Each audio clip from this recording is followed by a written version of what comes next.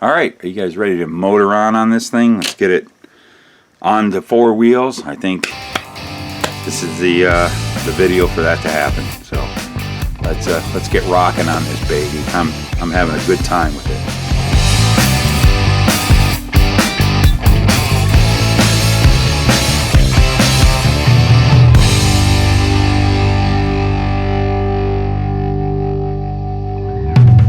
So we are now moving on to step 11. This is assembling the front suspension. But before we do this, what's more important is let's get to these parts here that we want that are on this wonderful silver tree here. Get the chassis out of the way. Okay, we got the parts that we need for getting the front end started for step 11. These parts are very important that everything is size specific. So because we got to cut them off the trees, we got to clean them up, and we're going to paint them. I did my little trick of this is all for the left side of the car, these are all for the right side of the car, which is oddly to my right, and this is to my left, but we're looking directly at the car, so that's how it works out. We want to keep these things going to their correct side or things will go haywire. Got a little bit of cash sitting over here, basically just for me to give you my 2 cents worth.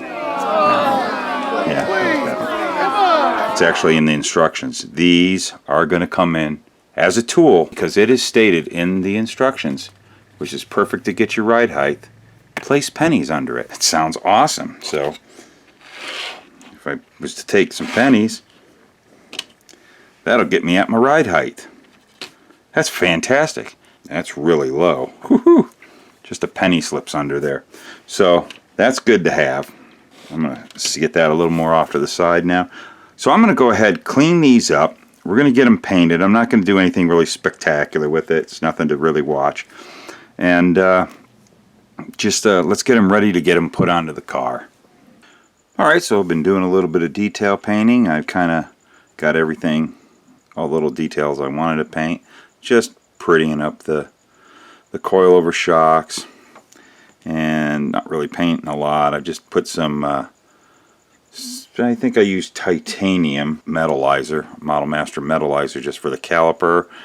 Just using the silver plastic, just with a little bit of panel liner detail, the accent color, whatever you want to call it, just to kind of liven up the lines. Same with the control arm, like what I did with the lower control arm.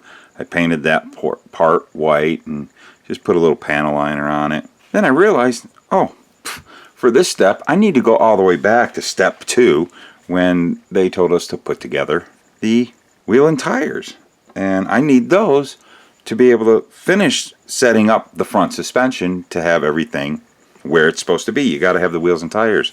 That's why get those done early on at step 2 and everything will be good. I just went back and I just wanted to liven up the wheels real quick. I did probably something everybody's going to go, but I wanted to throw some metallizer on, and I took the same titanium that I used on the caliper. I was kind of wishing I had a little bit darker metallizer, but I brushed it on, and just to give it a little, not be just the black plastic, but you look at those wheels and they have kind of a dark graphite look about them. I was kind of really wanting to be a little darker, but I just think this would look a little better. And then the nice thing about this metallizer is I polish it up with a Q-tip, and it kind of brings a little bit of a sheen to it. Looks pretty cool.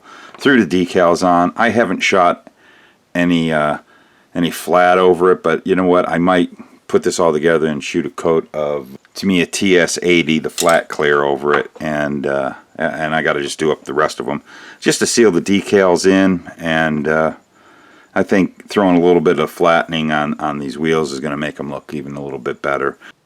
And the other thing I did with the tire is I got the tread sanded, and you can see how much you can make it look a little bit more livened up.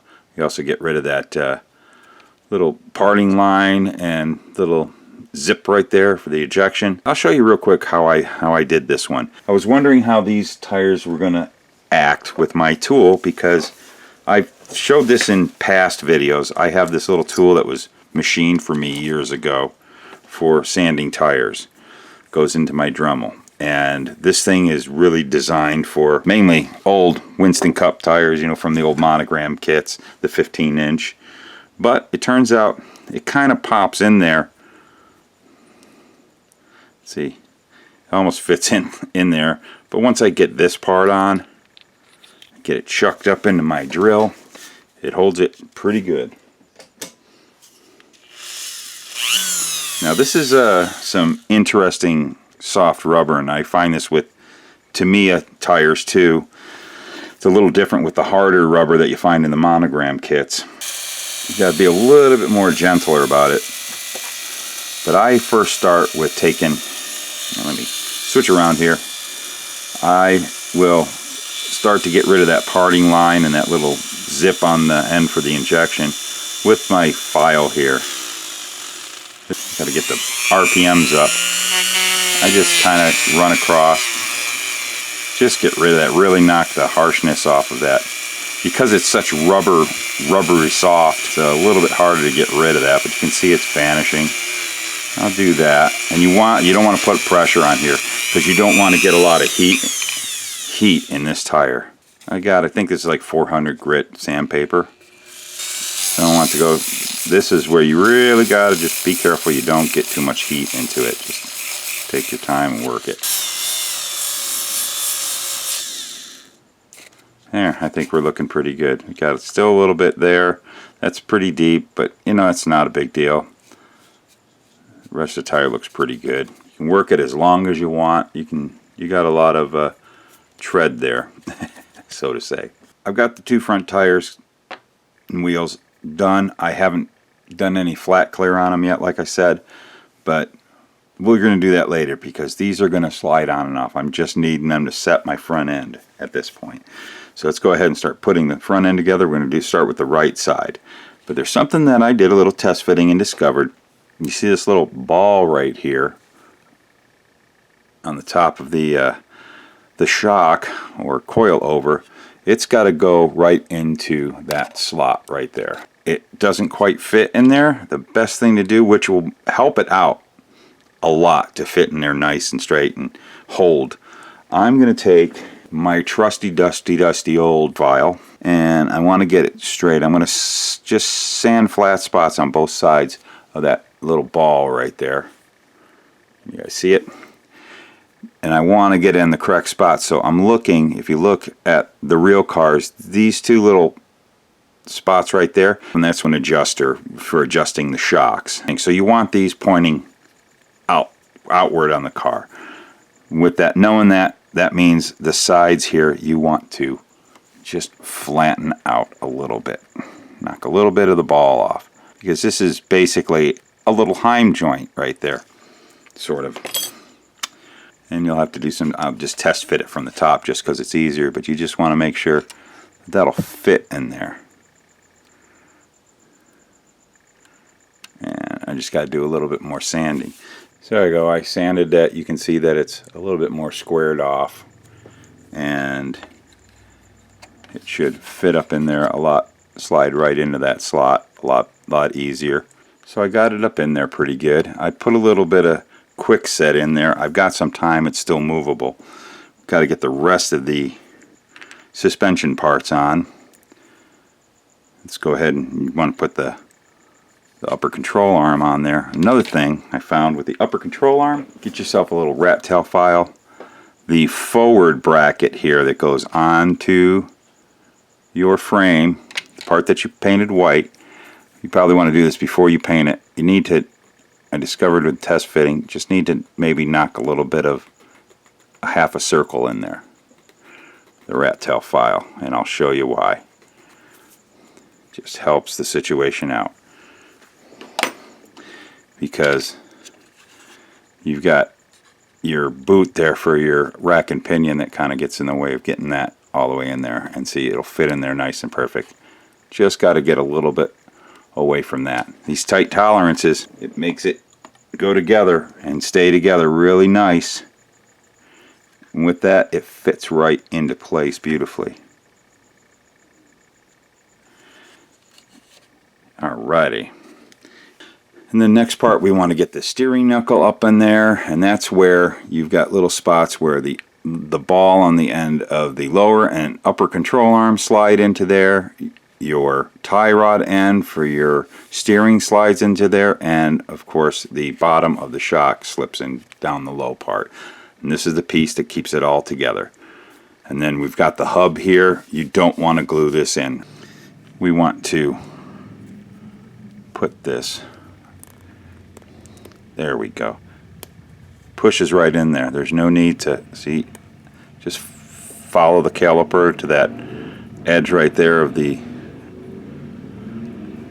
steering knuckle. And now I'm just put a little more glue on there, put this right back in the spots where it's supposed to be. I like this little ball and socket type setup. That is really one of the neatest things I've seen in model building. I've never seen this before, where it's just a perfect ball and socket that all fit into place. Everything just lines up really nice. That is super cool. Look at how easy it all goes back into place.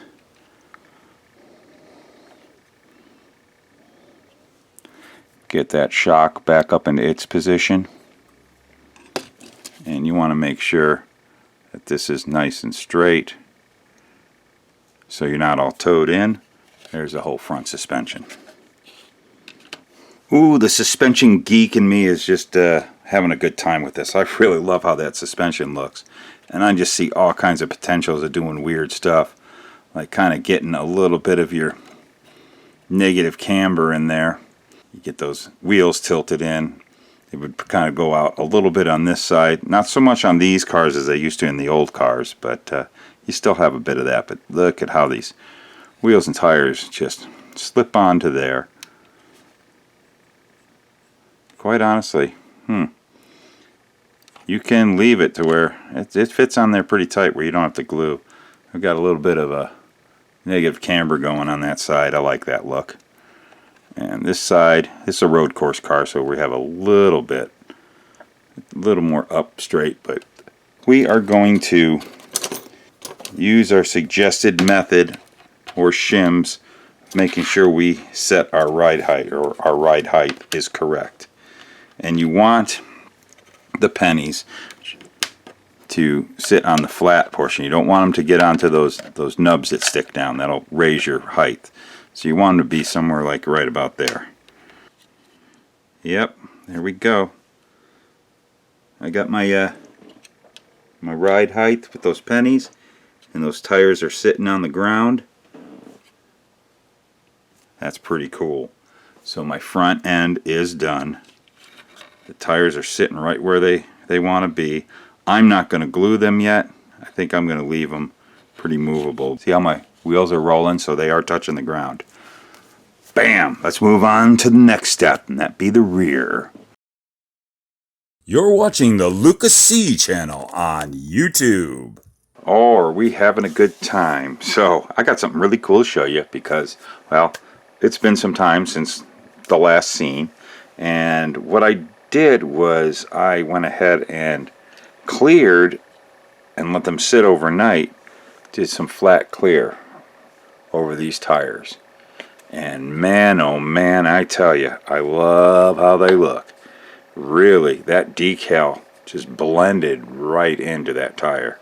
I used Tamiya TS80 flat clear on here, and it just handled it really well. So I'm very pleased with the tires.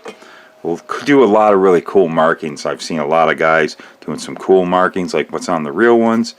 I'm not going to bother with on this, but that really livens up the tires too even more when you put that stuff. But all my little jelly pens and stuff I use for doing that stuff is all dried out. I got to go get some new ones. So I'm not going to do any markings on my tires on this round. But let's go with the suspension, the rear suspension. So where I'm at with the rear suspension right now, of course I've taken everything off, cleaned them all up, and I'm all prepared. I've done all my black wash, I've done all my little detail painting I want to do to them, but there's something that's very important. These lower control arms are incredibly side specific, and they look very symmetrical, but they are not. They are not. One side is a little shorter than the other, and it's a little bit of a different angle, but it is very slight. So if you swap these around, it's going to badly mess up your wheelbase. Your rear tires will be off. So there's two things you got to pay attention to. Is you can see right here, Jim added these little arrows. These little arrows are pointing to the front of the car. But unfortunately, those arrows stay on the tree. So I did a little trick, because not only does that signify the forward of the car, it also signifies that that's the top of the control arm. So what I did on the control arms, each one you see, it's got the tab right here is red, tab right there is red. I used just a little Sharpie marker, and I just made the tab red.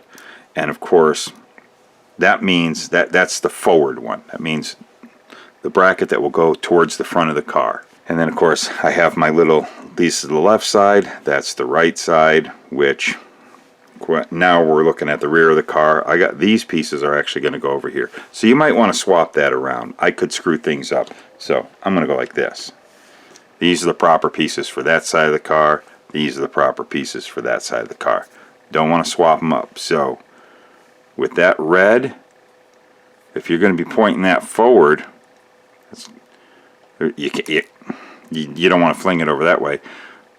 You obviously, there's only one way it's going to go on, and it's going to go on right like that, pointing to the front. Let's go ahead, and I am going to start with, well, let's start with the right side, because that's how I fly. And we're going to start putting that together. And of course, that would be step 12. Everything's right there. So we're going to follow this step by step. Don't divert, no diverting. And from reading this, the suggestion is to start with putting the shock up there and putting that lower control arm in its place. So let's do that. Dabs of glue in the spots. Remember our red?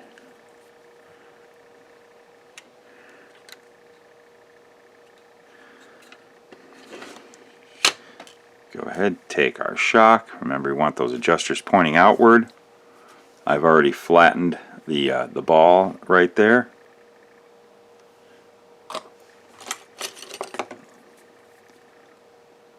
Fits right into place. Will it hold in place? Okay, let that sit there. Upper control arm. Here's the tie rod end that we keep hearing about them busting and making all the back wheels all wobbly. That's the tie rod end that they're talking about right there. That's what keeps those tires straight. This is something that's adjustable where they can set the toe in the rear, which is something pretty cool. You're going into place right there. Yep. Oh, and I'm forgetting something. Woo-hoo-hoo! This thing ain't going nowhere if I don't get this right. Be sure not to miss this. You see that? I almost missed the half shaft, your axle. And they're not side specific. They're both 104. So we're okay with that. And it should go behind the shock. The shock should be a little bit that way, and it should go behind the shock. We're going to go ahead and put a dab of glue on that, and let's stab it in there. Alright, so the nice thing, you know, my glue is still kind of like the plastic is soft, so things are real maneuverable. Thank goodness. Now we go ahead and we put our steering knuckle on at all the proper points. There's a whole lot of things to consider when you're doing it. You gotta make sure everything is all in the right spot. And once you get them all in place, and make sure you're not sticking to it, it all pretty much sets itself right up. One thing that was suggested by both Jim and Rick, make sure before you make that shock permanent in there, make sure that you get your ride height set. This is all still very movable. I'll go ahead and put some glue right there and get this put into place. And you want that caliper to, when you got it down, turn as far as you can down. Just, and that shock kind of went where it wanted to go. So right now, while everything's still soft, I'm going to go ahead, do my little penny deal here. And let's make sure we have the correct ride height for the rear tire.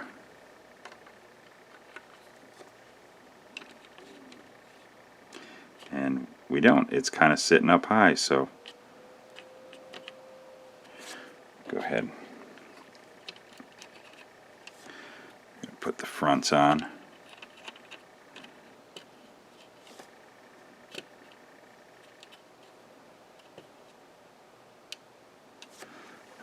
I think we got a good shot there. It's all sitting level. All right, we're going to let this dry a little bit, and hopefully we will be able to get everything set on the other side just as easy we did, maybe a little easier. So let's see how it turns out. So there we go. Got it all together. Left side, of course, fell right into place after doing the right side and knowing how it is. One thing I did do, I suggest, is I went ahead and for the rear, I did go ahead and glue this hub into the spindle, and then I glued the axle half, the half shaft, right here into, this slot after it comes through your steering knuckle here, or well, it's not steering knuckle, but that's basically what it is. And then I slipped down the control arms, and the last thing I did was I had the shock all into position where it goes. Everything was glued with my extra thin quick setting, which gives you a lot of play. It's still very, it holds together. That's what I love about this stuff, but it gives you a lot of play because the plastic is bonding together and moving. And I put all the wheels on, and voila, sitting on all four, nice and level. I have the wheels where, they'll roll right now. They'll fall off. They're a little loose, but if there's something you can do, if you wanted your wheels to roll, which I am not a fan of rolling wheels and tires. I glue all my models, all my wheels and tires glued. But these, if you were to kind of create a little bushing in there, you could probably put a bushing in there and make it even tighter where these things will roll for you. But I'll be gluing them eventually once I get this thing set to where I really want it. When I have the body on there, it's probably the last thing I'll do.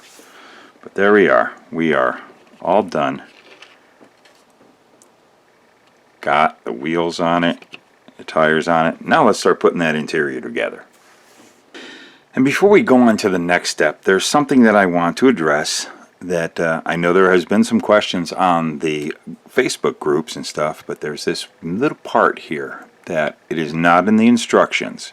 Now, Jim Rogers, he informed me to do this in this video to show everybody, and it will be on instructions in future kits. It just got left out. This is the cooling system, basically, for the drivers, where the hose plugs into it, goes up and goes up into their helmet. And if you notice here, there's this circle-ish thing right here. And if you watch the races now that these cars have been running, look at in-car cameras, there's actually a couple of these. They're basically plugs, rubber plugs. They pop in there because there's holes, and they'll cut it to the size, so it's a grommet that you run the hose up through here. So this is good for detailing later. That goes up and goes into the driver's helmet, right up on top of his helmet. And this piece, not quite sure yet exactly how it would fit in there. I haven't seen them, but I'm assuming just the shape of it. And what I'm going to do is I'm going to just put it right there for now. That's where I'm going to put it. That's where it belongs. Jim says it was like on the floor behind the driver. I've seen someone put it up on here, I wish I could remember the modeler, and they put a tube in it. It looked great up there. So, you know, do what you want. Have fun with your model. I'm just going to go ahead and stick it right behind there. I'm going to basically put it right up against that back firewall and move on with life. Alrighty, so we're moving right along, and I went ahead for the next step and cut everything off the trees, cleaned them up, did a little bit of detail painting, and in the meantime I just felt like doing a little test setup, little whatever we call this, and that is just looking cool. That's how the wheels and tires are gonna tuck up under that car. This thing has a great stance. I'll tell you what's really cool about this is, you know, I haven't done any adjusting, or, you know, other than what you saw. I haven't done any modifications to the suspension whatsoever, and this thing just sits nice. Unlike most of the race car models over the years, we've always had to fiddle and modify the suspension so that they sit low like the real cars do. Not this one, man. This one sits beautiful. And plus, while you're putting it together, if you really pay a good attention to it, it really does adjust it very easily. So now we're going to start putting some interior pieces in, and I'm going to remove the tires because, again, I haven't glued them yet, so they come off pretty easy. Wheels and tires, no need for them. We're going to start working on in here. Per instructions, we're going to, which the instructions shows it this way, so I'm going to, so it looks right to me as I'm looking at it. I'm going to go ahead and I'm going to pop this in there first. Real quick, I want to say, I saw, like, Jay Severies just built this model and put it on Facebook. Oh my goodness, Jay, what an excellent job he did. And he showed a really cool thing he did, that he made a pattern out of tape. The shape of the frame there masked off this whole thing where he shot the floor white. And of course, the silver frame there he shot white. It looks really good. So that's something to do. You know, again, the purpose of this build was I was just going to do a little detail painting. I didn't want to get that heavy into it. So next one that I do is going to be that way. But this pops right into place. No, I haven't glued nothing or anything. So we got that hump in there, and this rod right here, or you see this molded in piece, kind of sticks up. That is the shifter rod that goes back. There's a part of the linkage right there. That's a part of your whole sequential shifting. That is something that you won't want to think about if you're doing a detailed job, is sanding that off and then running a piece of rod right there. Really enhance the look. Doing, you know, simple little glide across with some silver paint does the job. But if you're really getting into that really fine detail, I suggest completely taking that off, that hump there, and then you can run a nice rod across there and get a really cool look. Here is your shifter right here, and that's where that would meet with that rod right there. There we go. It just fits right into there. There's your sequential shifter. And then we have this right here. Yeah, I would so suggest doing this before you put that hump in. But you want to have that pre-done in there before you put the rest of the seat in. Next thing we're going to move into is the pedal assembly. I'd already put that together, and I just put some silver on the pedals. The pedals just go right down on there. It looks pretty good. Now here's a tricky one. See how we do with this. I'm going to try to hold on to it by that, like that. This should be fun. Glue at the appropriate points, which I'll probably have to re-glue, but we get up in there. If we put the shaft right where it belongs, get all that up and together. Something I'm seeing, I think I'm going to retry something unless this is on there too good. I'm going to just, it seems to be real tight, just to help with fitment. I'm going to take a little bit off the end there. Seem to be pushing out and pushing things around where they aren't going to fit so good. See right there, see that hole in the firewall? That's where that goes, and this should just clip up into there. That fit a lot better once I just took a teeny little bit off the end there, so it just kind of fits up in there better. And it looks like we've got things rolling into place. Now that we got that all handled, something that I noticed watching the race this past weekend, and I've seen some people are doing it. In the original design of the car, there was going to be no firewall whatsoever. You know, you have your, basically there's your gauge cluster right there. It's all electronics. That just goes up on here. But it looks like the teams are putting sheet metal across here. So you could go ahead however you want. If you wanted to cover all this up, you could go ahead and do that. You might have to remount this and remount this little electronic piece. Haven't really figured out yet what this is. If anybody knows, the comments below, that's what this is for. I'm not going to do that. I'm going to leave that all open the way it was intended for this build. Do something real quick, a little detail. Looking at these, that's basically what they look like when the car is off. But I just want to add a little bit more realism because there's that screen. I just got to thinking about this. There's a lot of ways to do this. Everybody has their way. You can use white glue or window maker from Testers if this stuff was still around, or if you have any. This is it's great because I use this for, you know, dropping into gauges to make it look like the glass cover, the lens. That would work really cool. But I think I want to try something quick and easy. So I've got packing tape. You see how clear that packing tape is? Go somewhere that hasn't been touched and just, oh, this is tricky. A nice clear spot and go. Dude, I just stuck that on there. So we got just packing tape on there. Pretty cool. I'm just kind of treating it like you would with bare metal foil. Have a nice sharp blade. I'm just going to go up and I'm going to trim it out.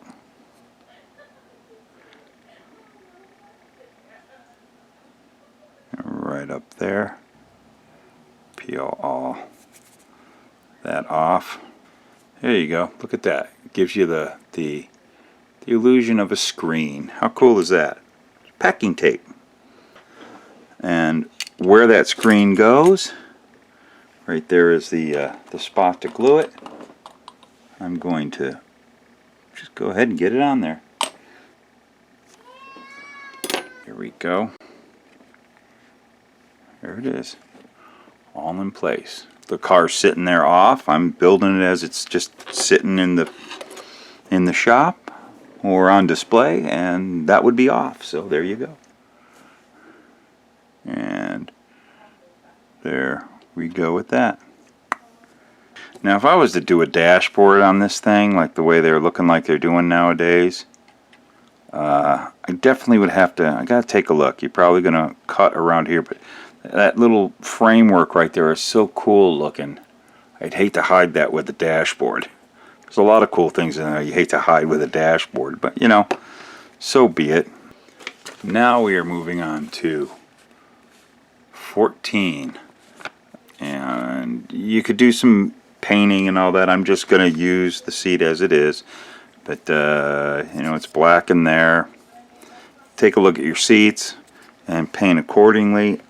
You get away with it being all black, but you can do a lot of cool things like the like this right here is an aluminum bar or tube. I mean, I think all this might be even, you could get away with doing it all aluminum. I'm just going to put some glue right there. This way it will set up, but in the meantime, you know, it's still activating as I work with it. So let's see. Do we have it all straight? Yeah, there we go. So we got it in there. It's the CA glue is setting up, and I am going to go ahead and see what happens if I throw this in here. I'm going to let gravity work for me, maybe, or against me. Everything wants to be all movable. I don't know what the hell I'm talking about. I'm just talking as I'm building, I guess. There we go. There we go. There, it all kind of positioned into its proper spot. I'm going to throw a little bit of this glue right into there.